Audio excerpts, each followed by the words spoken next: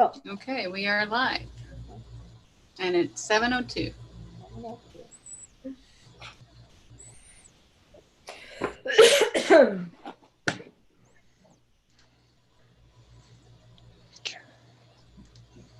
Yep, good. It is live on YouTube.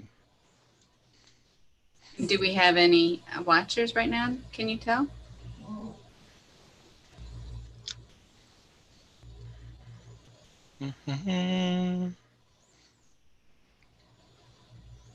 I don't see a listing for anybody, so I think not just yet. Oh, one watching now, but that's me.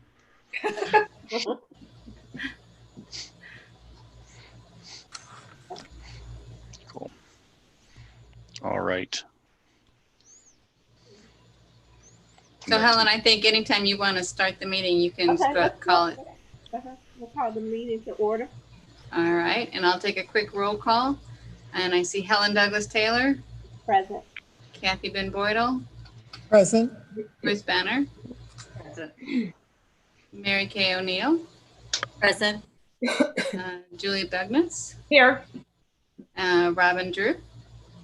Here. John Knowles. Here. Fran Ventimiglia. Here. And we do not seem to have Tayana with us, but we'll monitor in case she comes in a little bit. So again, we're going to use the Robert's Rule of Order, which means we don't need to make motions. I'll just ask questions like, is there an objection to? So is there an objection to accepting the minutes from April the 27th into record? Am I? Hello? No? Yes, they're all here. I think what the screen just got taken up by the. Okay. No objections?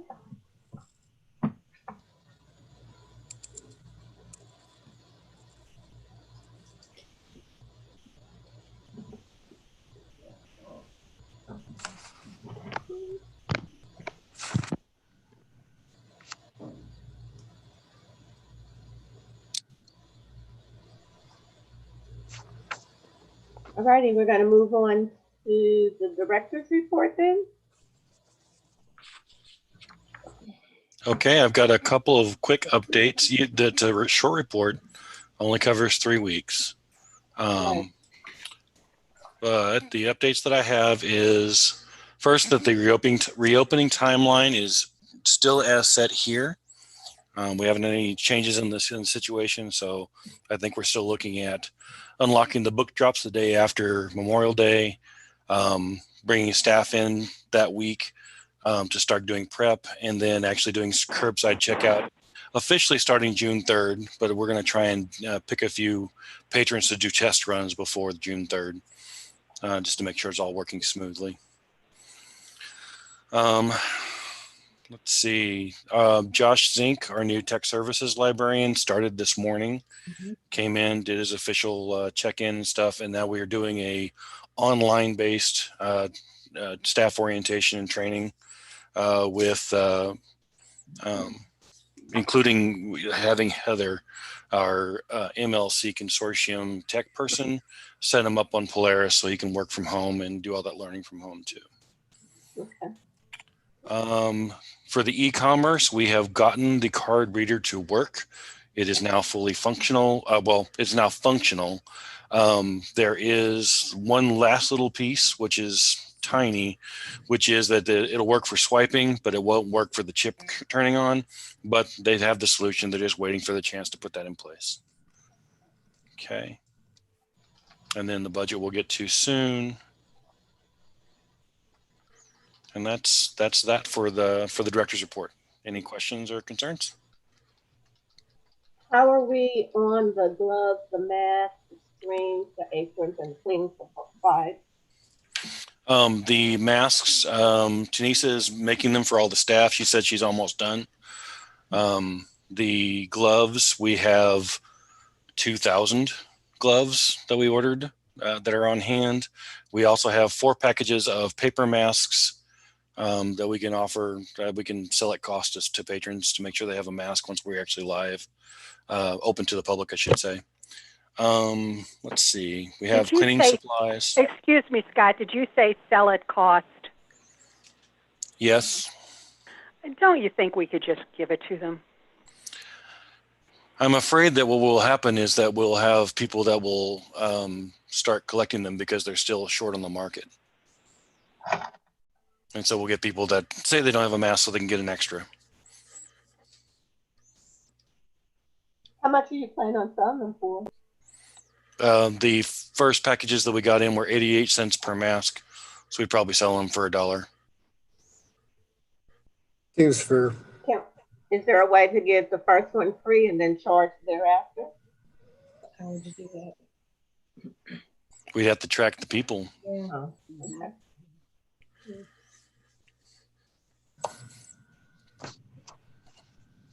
Anybody else have any concerns or comments about that process?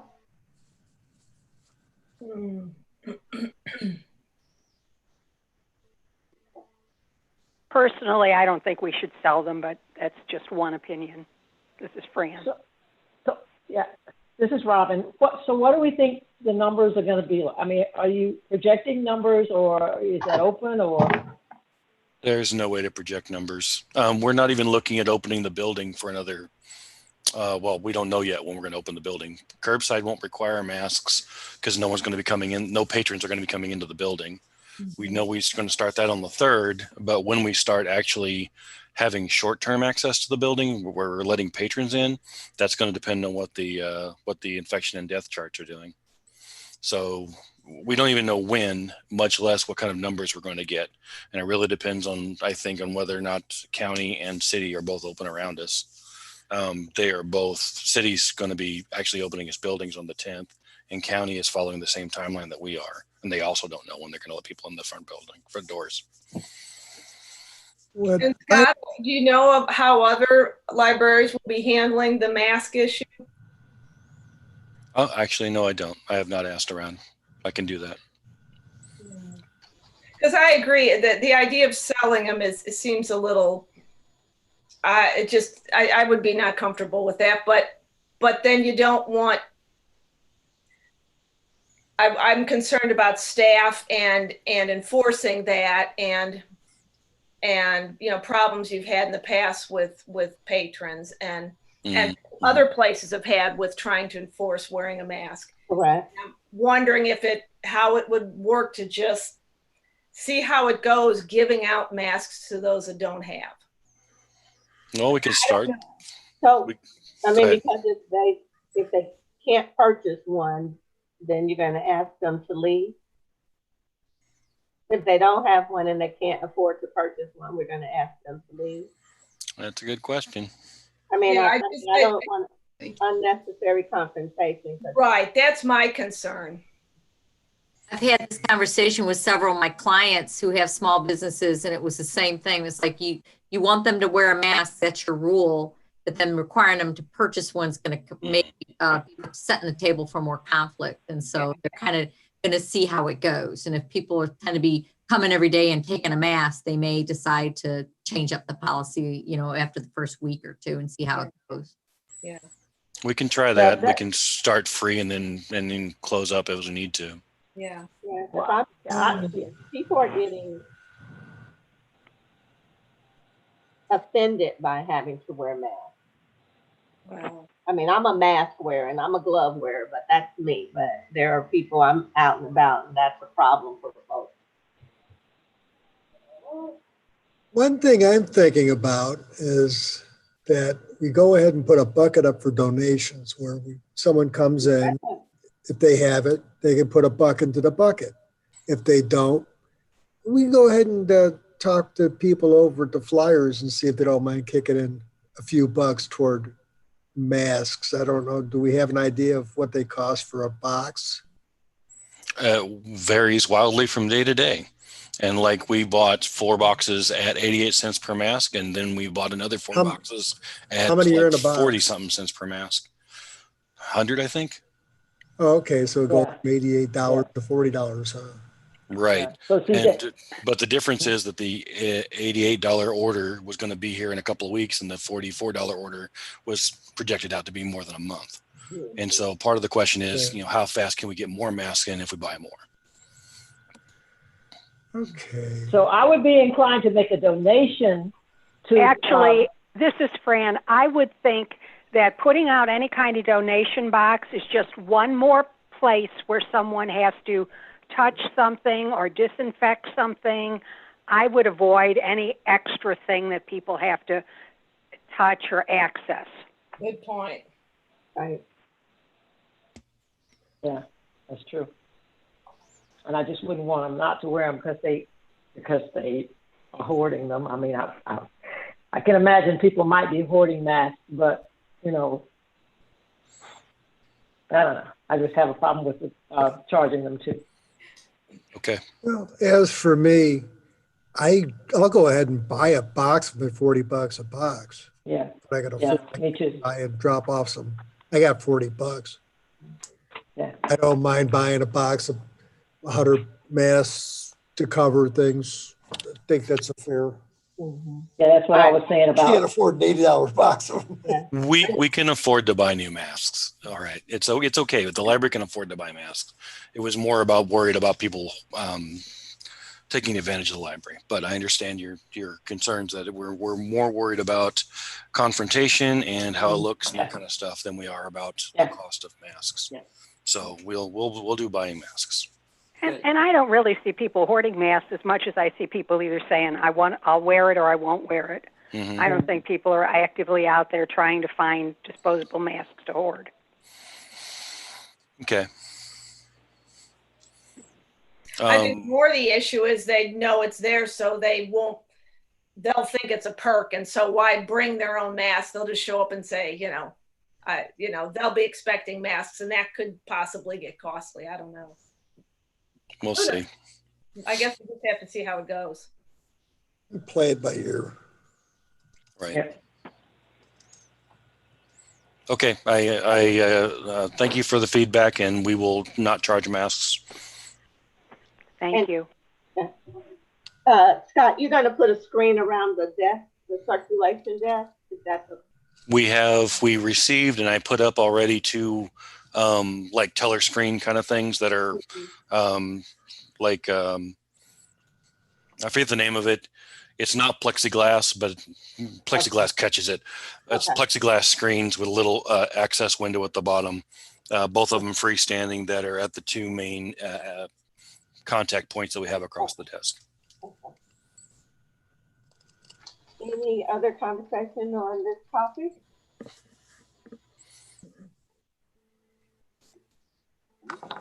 We also bought tarps because we have a quarantining of items plan wherein we will put a tarp down in the book drop. People put their things they're returning, they have to go through the book drop. And then we'll grab that whole tarp up and not touch any of the individual items inside, put it in the auditorium, and let it wait for 3 days before we check it in. We've decided to go from 24 hours to 3 days because that's what everyone else is doing, and we don't want to be, we want to be in line basically with the other people, so that all the materials move around the consortium at a decent rate, and it is the safety play to do a 3-day quarantine. So we're going to go ahead and do a 3-day quarantine. So we bought 4 tarps, and I also bought a golf umbrella to take outside whenever I'm doing the curbside distribution. Okay. So rain or shine, I'm not totally exposed. Okay, good. Any other questions about that? Farmers Market has some of those tents, the pop-up tents. Mm-hmm. Is that what you're talking about, Scott? We have one of those, and I intend to put one of those out, but I'm also going to have an umbrella that I can keep over, so I can walk back and forth from the building to their car. Because we're going to set it up so they can pull in, never open their window or open their door, communicate through the window, right there at the top of the U-shaped curve. Right, that's where we put the tent. That's where they'd stop. I communicate. I run over to the building. I get their stuff, and I put it in their trunk. That's the plan. So there's no actual human contact, and no one is passing an item from one person to another during curbside.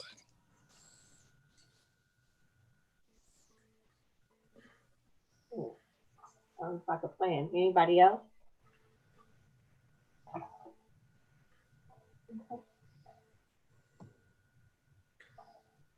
We'll go to the treasurer's report. Everybody. Yeah, Becky sent over the April QuickBooks and bank statements, and I did have a chance this afternoon to look through everything, and everything looked good as usual. I didn't have anything, any large numbers that looked out of place or anything, so that went pretty smoothly. So thank you.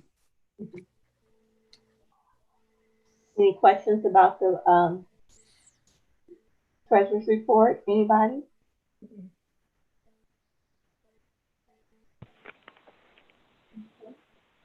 Old business.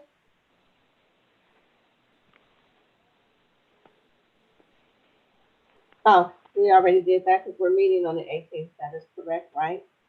New Yeah. business. Mm-hmm. You'll want to validate that by saying, does anyone have any objections to our validating our decision to meet on the 18th instead of the 25th or something like that? Oh, are there any? You're saying I should say that. Yeah, exactly. Oh, okay. Are there any objections to us meeting today on the 18th as opposed to the 25th? Nope. No. New business. So we've already done the financial and we read the budget. Oh no, we're doing the budget now. I'm sorry. Right. Okay. So this is our first read budget. The actual vote will be next month. But this is to give you all an idea of where it currently stands for next year, next fiscal year. And you can see how the numbers adjust, but we don't have any major changes in how we're doing operations or how we're thinking of things. It's more like we're adjusting according to what the need is. So for example, the music line item is down a bit, and that's because our professional librarian who is doing the music purchasing says that's what we need. It's a matter of how much music they can buy and how much movement there is in the music collection. However, the line item for books is up by 6,000, and that's because that is the projection I'm getting from the various librarians that are doing ordering of books for how much they will need to do a good job on their sections. So the adjustments are either reflecting what the differences are in costs from year to year for like standard things like utilities, or they're reflecting what our projected need is, but none of them are rethinking how we're doing things from last year.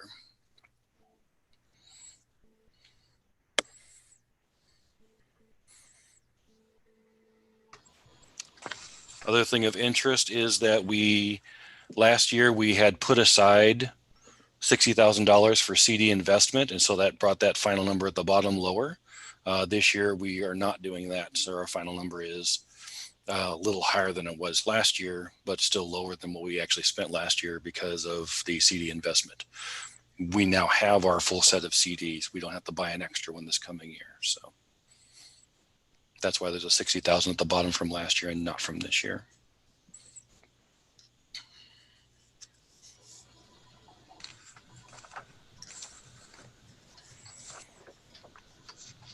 Any questions or comments? A question on state aid income. There's just no more state aid, huh? What'd you say? The state aid income and underneath the income subheading. The Missouri State Library told us to not depend on state aid this year because they're pretty sure it's going to be zeroed out or close to it. And so state aid income is gone. And if we get it anyway, then hey, that's a bonus, but we are not depending on it, and therefore it's going to reduce the total line item for income and the total line item for outcome. Okay, is that going to be a forever thing or just next year? We're going to fight like heck this year and hope it doesn't happen this year, and fight like heck again next year and see what happens. It really depends on what we can get done in the Legislature? state government. Mm-hmm. But with the hit the economy is taking, there is all kinds of things that are getting cut out this year. And that is one that they think is almost certainly going to go away this year. And then it's a real question as to whether it ever comes back. And state aid, by the way, is an amount that is given per head per community member to libraries to help just their general expenses. So ours is 10,500, and it's based on what, 50 cents a head, I think, for 21,000 people. Oh, that's interesting.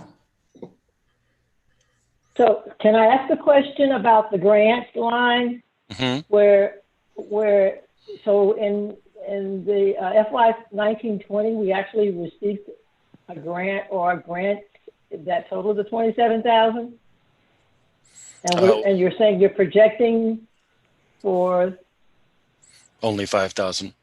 Yes, and that's because in 1920 we did that huge grant to replace almost all of our computers. And we're not going to do that in 2021, but we are going to still chase the grants we can.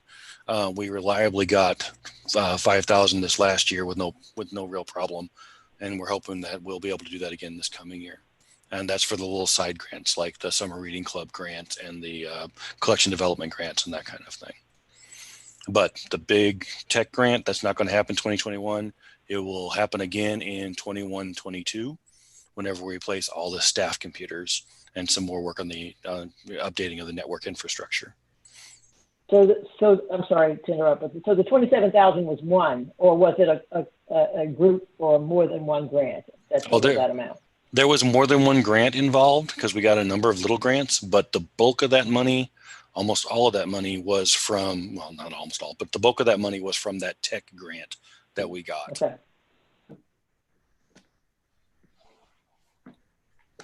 Do we have someone who actually writes those proposals for the grants, or is it just a regular or ongoing thing that you're made aware of and then you just make an application for it, or what? It's ongoing thing, and we have 3 staff members who write grants. I write grants, especially when it's technology based. Rachel writes grants for anything that touches the adult side programming, and Amy writes grants for the things that touch juvenile side programming. So we're all got our eyes out for grants, and we grab the grants that we think are going to be useful for us. Okay.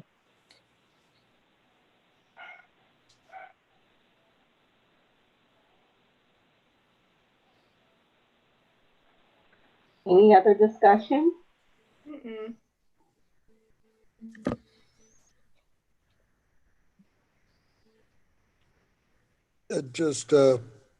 I'm good with everything on the revenue end. On the expenditures end, I see we have a $17,000 less into the building. There's no plans for any more upgrades on the building? The improvements line? Yeah. Yeah, well, 17,000 overall.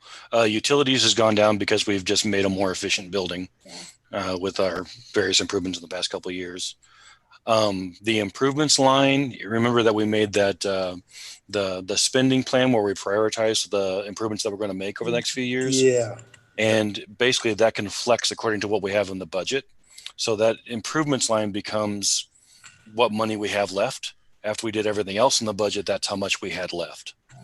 And so that 47K we'll spend as close as we can to it, making improvements in the building. And we've got their list. The next thing is going to be replacing the phone system. We still haven't done a new circulation desk. Probably this year, before the end of the fiscal year, I'm going to get a new wireless system because our Wi-Fi system needs to be replaced. And then we have a list beyond that.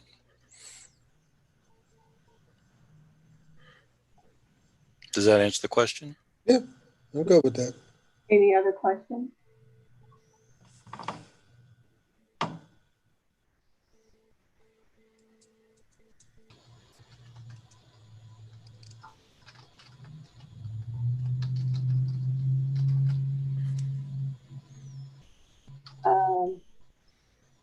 Anything under general?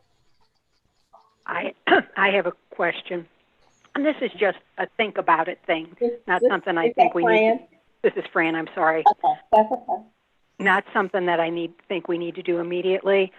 But Scott, I'm thinking that maybe we ought to think about some sort of partitions, perhaps between the computer tables and even some of the seating areas. We don't need to make them real tight or anything, but it might be something that we look at going forward to try and ease people's minds about being near other people. And in terms of if something comes up again next fall or whatever, that we have a little distance between, seating area and that kind of thing. Just some partitions on the floor, maybe. That's one of the things that we've talked about among the full timers, and we've put it on a, wait and see and see if we need it kind of.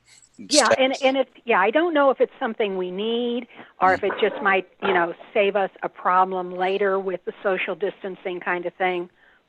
But, it's like I don't think it's something we need to do this minute or anything. Got it. Yeah, it's on our agenda, or it's on our radar, and we've talked about it before, and I'm sure we'll talk about it again.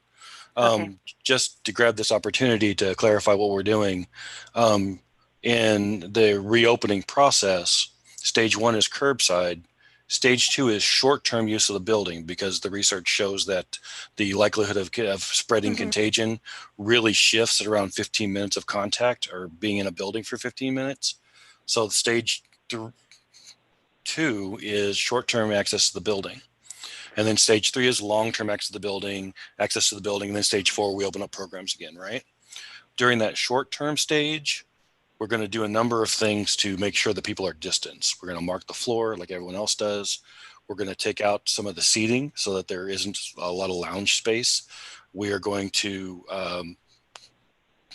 the computers right now are so packed in tight, and there's no real good way to space them out. So what we're going to do is we're going to turn off half the computers so that they are spaced out. And I understand that I understood that from the plan. Oh yeah. But I think like long term going forward, we need to be thinking about that so that if something comes up again, we're a little ahead of the curve on it.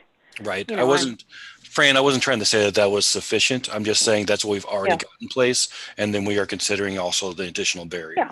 Yeah, and I understand how that's set up. Good.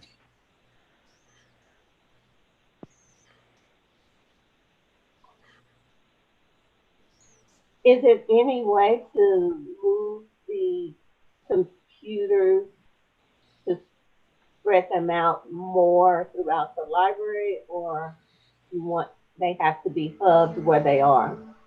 They kind of have to be where they are. I mean, we don't have a lot of space to play with. And if we were to spread them out, we would end up with crowding problems over by the desk instead of where the computers are now. I mean, even if we were to move the tables around to all the edges of the walls, you wouldn't get a much better result than what you're getting now. We've thought about a few different schemes for how to do that, and the best thing we could come up with was just the one we have, where we turn off half the computers.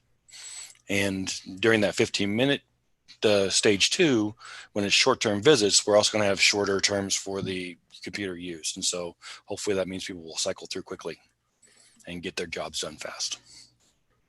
So what time frame are you thinking for that short term? 15-minute. Computer use? Yeah. Short. Real short. It is. But we're going to have fewer computers and just as many people looking to use them. So it's better than nothing.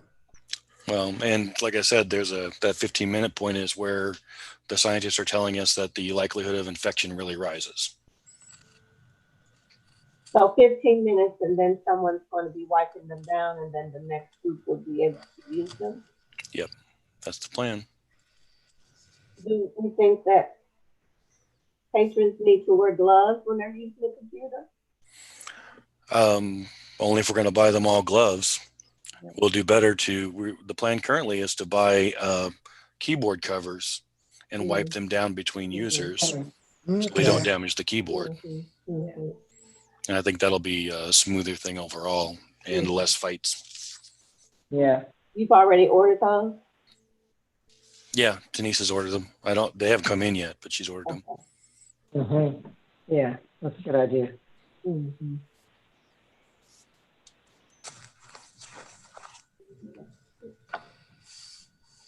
Any other questions? I'm good. Our councilwoman didn't sign on, did she?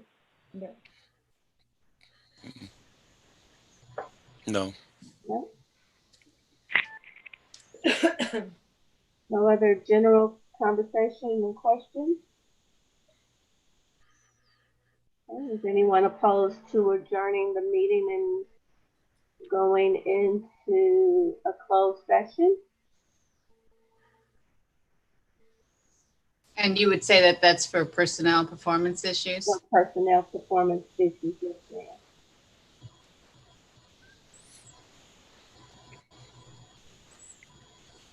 Okay.